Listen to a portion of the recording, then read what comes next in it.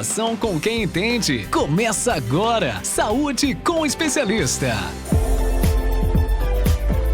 Estamos de volta, 13 horas e 39 minutos. Eu recebo aqui no nosso estúdio, hoje está movimentado, Dr. Leonardo Pires, nosso médico oncologista. Doutor, seja bem-vindo ao Doutor Me Consulta. Muito obrigado mais uma vez por estar aqui nesse bate-papo nosso da tarde.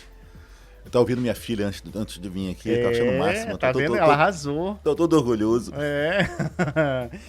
Olha só, doutor, hoje a gente vai falar sobre um tema muito delicado que aconteceu até recentemente, né? Enfim, a Preta Gil veio a óbito agora.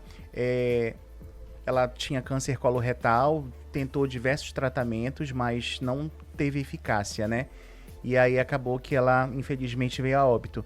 E aí a gente vai falar sobre esse tema hoje, que é muito necessário estar falando, porque cresceu o índice, tá alarmante também, principalmente entre os jovens, né? E eu já começo lhe perguntando, doutor, o que a gente pode entender por câncer coloretal? Aonde é que ele se instala? Bom, novamente, boa tarde. Eu achei a escolha do tema bem feliz. É muito triste, assim, o fato de uma pessoa tão jovem, tão produtiva e tão conhecida como a Preta Gil, né? Tenha falecido. A gente manda, assim, nosso sentimento para a família. Demais essa família que teve uma perda ligada ao câncer, no caso câncer coloretal, que é uma doença muito comum. É um dos tipos de tumor mais comuns que afetam os seres humanos. Uhum. E a gente observa que apesar de ser um dos tipos de tumor maligno que tem um dos maiores potenciais de prevenção primária, a gente observa que ano a ano a incidência aumenta cada vez mais. A gente vai discutir logo mais por quê, porque é o que eu digo, é um dos teoricamente mais preveníveis, mas infelizmente a gente observa que ano a ano a incidência só aumenta, não só no Brasil, como no mundo todo. Doutor, por que esse câncer ele é considerado prevenível, né? Então, a boa parte, porque assim, a grande maioria dos tumores, assim, o câncer coloretal é o câncer que acomete o intestino grosso, da parte final do intestino delgado, né? O intestino tem duas partes. A primeira parte do intestino delgado, onde ocorre principalmente a absorção de nutrientes, e a parte final dele, que tem o intestino grosso, onde ocorre a formação do final do bolo fecal das fezes e absorção de água. A gente não considera o ânus como parte do cólon e reto, que são as duas porções que compõem principalmente o intestino grosso. Mas essa região grande, chamada intestino grosso, ou seja, o cólon e o reto, onde ocorre a formação do bolo fecal e absorção de água, a gente observa que nos últimos anos, assim, sempre foi a região muito cometida por câncer, mas a gente vai observando que nos últimos anos um aumento expressivo. E está principalmente porque, assim, boa parte deles ocorre por questões hábitos de vida, mas existe também um componente genético. Existem algumas síndromes genéticas que estão associadas a uma minoria dos tumores coloretais.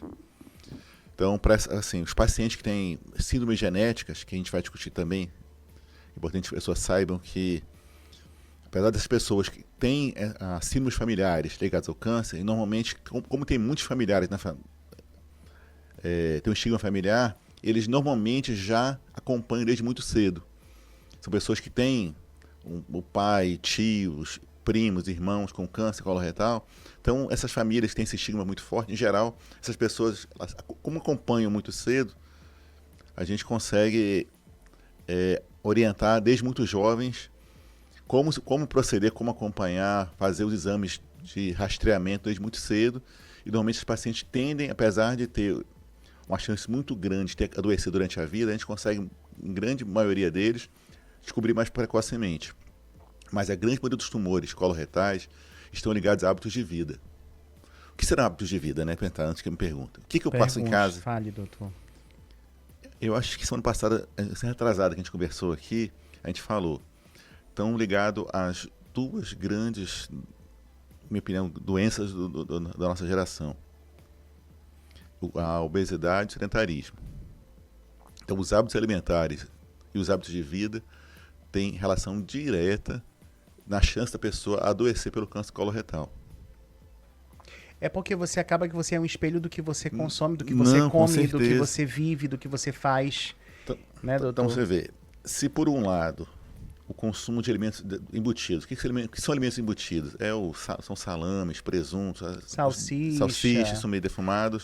A Edi fala muito isso aqui. Isso. A Edi ela é uma enciclopédia nesse assunto. A pessoa tem que ser explorada aqui por todo mundo que está em casa. Daqui a pouco ela está chegando aí. Porque ela tem muito a contribuir com essa discussão. O consumo de carne vermelha é um dado importante. Assim, hoje em dia, o próprio Ministério da Saúde do Brasil recomenda que as pessoas não consumam mais de meio quilo de carne vermelha por semana. Meio quilo é pouquinho, né? A gente vai pensar, mas faz uma grande diferença. De carne cozida, assim, seria o peso, o meio quilo de carne cozida equivale a 750 gramas da carne crua. Mas assim, depois de cozido, daria em torno de meio quilo de carne por semana.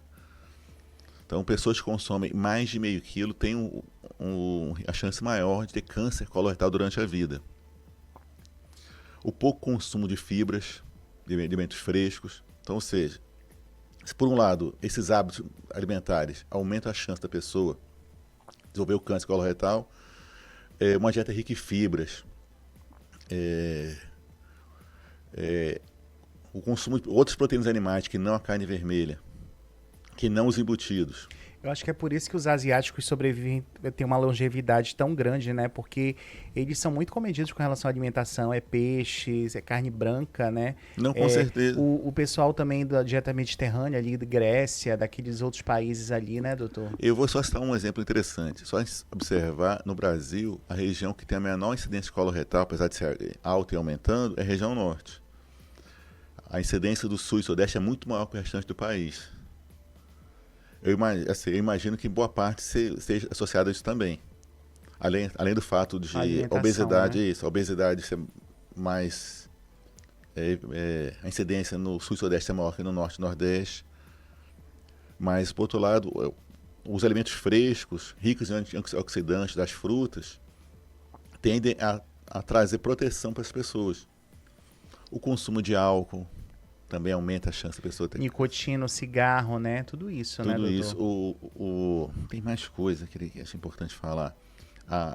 As fibras alimentares, entendeu? A constipação crônica é um fator de risco. Então, a gente consegue melhorar a constipação crônica com atividade física e dieta rica em fibras. Vai reduzir bastante a chance da pessoa ter câncer coloretal. Olha, a gente já tem perguntas aqui, doutor. A gente nem consegue se aprofundar muito no tema, né? Não, mas é importante. Quanto mais gente chegar no nosso bate-papo, melhor, né? Olha, o Paulo pergunta: olá, doutor, boa tarde, tenho 52 anos e nunca fiz colonoscopia. Inclusive, a gente tem que falar que o exame para poder detectar o câncer coloretal, o exame ouro, o padrão ouro, é a colonoscopia, né, doutor? Isso, perfeito, bem lembrado. E aí o Paulo está falando aqui que ele nunca fez e fala assim, é verdade que esse exame é desconfortável e se tem outra alternativa menos invasiva, doutor? Bom, nenhuma opção menos invasiva oferece os resultados semelhantes à da colonoscopia. Existem outros exames que podem auxiliar. A pesquisa do sangue oculto nas fezes, é um exame importante de rastreamento. Inclusive foi assim que a Preta Gil identificou, foi diagnosticada depois que ela teve um sangramento grande nas fezes. Inclusive é interessante a gente comentar também que a Preta Gil ela se enquadra na categoria de câncer coloretal em pacientes jovens, porque a idade considerada referencial para o diagnóstico de câncer coloretal é acima de 50 anos de idade. Pessoas que adoecem, descobrem a doença antes de 50 anos, consideradas são pessoas com câncer coloretal fora da idade prevista. Então, a gente tem observado nos últimos anos um aumento da incidência, apesar de ser bem menor que indivíduos com mais idade, é um fator de risco. Quanto mais idade a pessoa tem, maior chance dela ter câncer coloretal. Então, a partir de que idade a gente deve fazer um check-up já de fazer uma colonoscopia? O que é recomendado para as pessoas com menos de 50 anos de idade, para a população geral, porque a gente tem em qualquer população os indivíduos de alto risco. O que são indivíduos de alto risco? São as pessoas que têm história familiar de câncer coloretal ou que têm síndromes genéticas ligadas ao câncer coloretal. Então, essas pessoas a gente orienta que comece a rastrear mais cedo. Mas para a população em geral, a gente orienta a pessoa ficar atenta a sintomas. Então, os sintomas que antecedem o diagnóstico do câncer coloretal no indivíduo jovem, que devem levar a ele procurar avaliação médica, são a dor abdominal, a anemia. Assim, eventualmente, o câncer coloretal, o primeiro sintoma que ele demonstra é chamado de anemia ferropriva, que está ligada a sangramento crônico. Uhum. Quadros de diarreia recorrente, dor abdominal, dor retal. Então, são quadros que podem estar associados ao câncer coloretal, que devem levar o indivíduo, mesmo indivíduos mais jovens, a procurar avaliação médica. Doutor, o Marcos, ele fala assim, doutor, boa tarde, já tive pólipos retirados há 2 anos. Preciso repetir o exame sempre? Qual é o intervalo ideal? Bom, porque vai depender muito do tipo de pólipo que ele apresentou. Existem alguns pólipos que estão associados ao câncer coloretal, são os pólipos adenomatosos. Uhum. Então, a gente orienta o paciente com história de pólipo adenomatoso, sempre que ficar em acompanhamento com o proctologista ou gastroenterologista, que os pólipos podem retornar. Então a gente recomenda que depois de fazer a colonoscopia retirada dos pólipos, ele repetir 1 ano depois. E é bom porque quando você faz a colonoscopia, se tem algum pólipo, já é retirado ali, não, com certeza. E já é feito ali uma biópsia, né, doutor? Não, para com poder certeza. identificar, né? Normalmente, quando o pólipo ele é identificado, o médico está fazendo a colonoscopia, ele retira o pólipo por completo e manda para avaliação.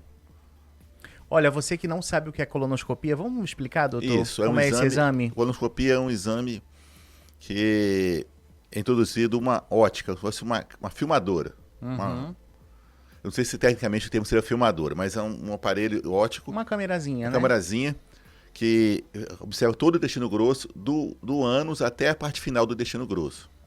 Então, o médico que está fazendo esse exame, ele consegue observar qualquer alteração. Pólipos que são como se fosse um dedinho, bem pequeno na mucosa do intestino, que quando ele observa essas alterações, ele retira por completo. Ou quando às vezes é muito grande, tira um fragmento, mas quase sempre ele retira por completo. E aí a gente consegue ver depois da diagnóstico biópsia. Isso, porque a grande maioria dos pólipos não estão ligados ao câncer, mas não tem como se descobrir só pela imagem se são perigosos ou não. Então tem que dar uma investigada, né, Isso. doutor? Olha, o Elias, ele fala que tem 47 anos, é negro e é sedentário. E já ouviu que esses fatores podem aumentar o risco, é verdade? Não tem... Etnia de raça não tem nada a ver, né, doutor? Não, para câncer de colo retal, não. Mas, assim, o sedentarismo, sim. Então, vai a dica dele deixar de ser sedentário. A Ivonete, lá do Nova Cidade, fala: meu pai teve câncer de intestino há alguns anos. O médico falou sobre uma tal de síndrome hereditária. O que isso significa? Bom, vamos lá.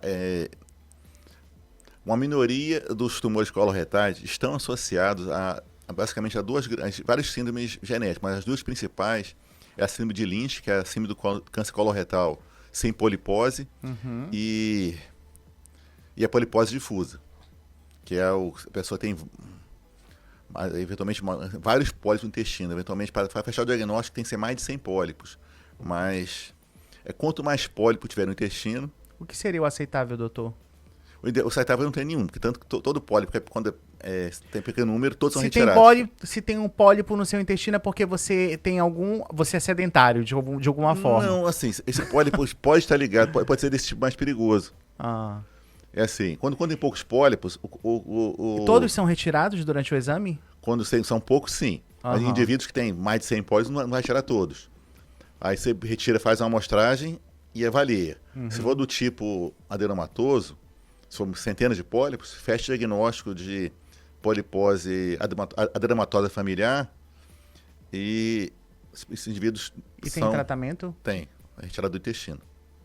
Retirar todos. Eles grosso. Podem nascer de novo, né? Então, por isso que a recomendação é retirar o intestino grosso. Quantos centímetros tem o intestino grosso, doutor?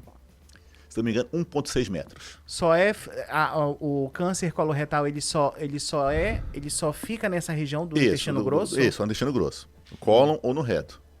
Entendi. O Pedro pergunta, doutor, fala, perdi 6 quilos nos últimos 2 meses sem mudar a alimentação. Isso pode ser um sinal de algo sério? Sim, tem que investigar. Perda de peso drástica dessa, Isso, sim, tem né? que ser investigado. A Jéssica também, ela diz que se mulheres com menos de 40 anos têm chances de ter câncer coloretal e pergunta de que forma, se ela já deve fazer o exame, doutor. Bom, ela emagreceu? Homens, essa é outra pergunta. A Jéssica pergunta que ela fala que ela já tem 40 anos e se ela já deve fazer o exame de colonoscopia. Não por isso. A gente recomenda pessoas com menos de 50 anos de idade, para iniciar a investigação, se apresentar sintomas de suspeição. O que seria o sintoma de suspeição? A dor abdominal, dor retal, quadro de diarreia recorrente, ou sangramento retal, ou anemia, chama anemia ferropriva, que é anemia por perda de ferro, que no geral está associado a sangramentos ocultos. Isso pode estar associado, não é diagnóstico, mas é um sinal que pode trazer suspeição para câncer coloretal. Então, a pessoa deve investigar se tiver algum desses sintomas.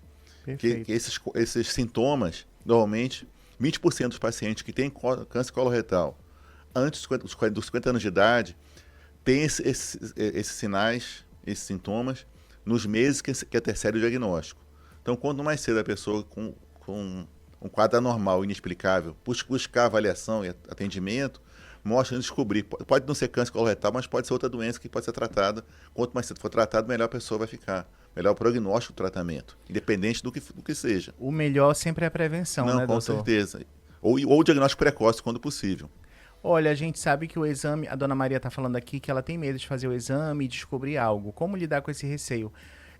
A gente sabe que existe um preparo para fazer o exame coloretal, né? Tem que tomar uns laxantes aí para preparar o intestino. Mas na hora do exame, a pessoa não está anestesiada, sedada, não vê nada.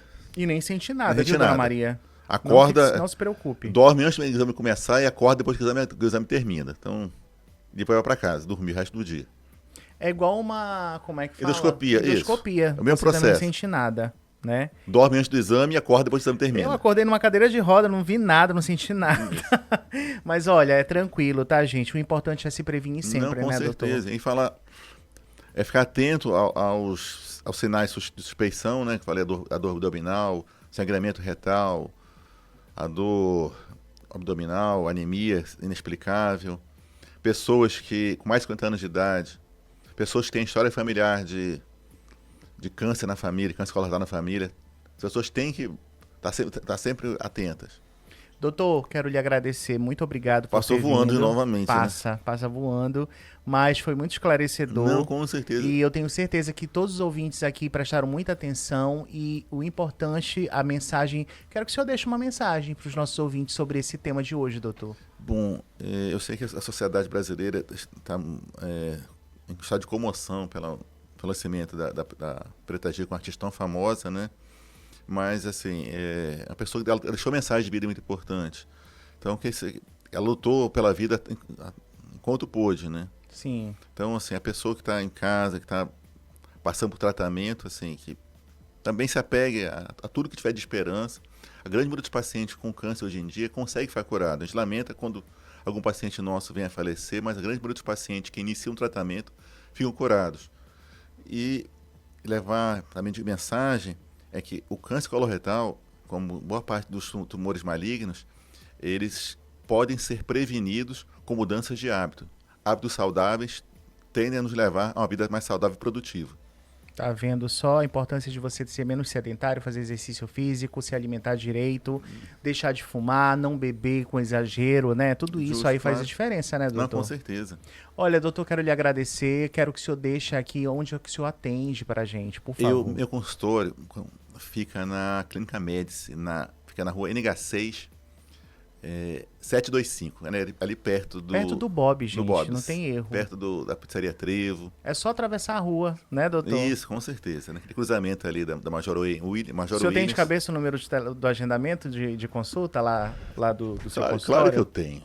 Então vamos deixar aí para os nossos ouvintes. Aproveita, segue o Dr. Leonardo Pires no Instagram dele. É só você digitar Leonardo Pires, vai aparecer lá a foto do doutor e você já vai começar a seguir. O doutor é nosso especialista médico oncológico para pessoas que, né, infelizmente detectaram um câncer aí. Ele faz esse tratamento, esse acolhimento todo especial para esses indivíduos aí. Tá, Tá o bom? telefone de lá, Fale pra gente. 99, o prefixo é 95, né? 99130 99130 0044. 0044. 99130 0044. Agende agora mesmo a sua consulta, se você estiver precisando. A importância aí de você se prevenir, se cuidar é grande, né? A vida é uma só e a gente tem que cuidar muito bem dela, né, doutor? Passou voando aqui hoje, hein? Passou voando, tá vendo? A gente nem sente. Olha, são 13 horas e 59 minutos, eu vou para um breve intervalo e a gente já volta com mais Doutor Me Consulta.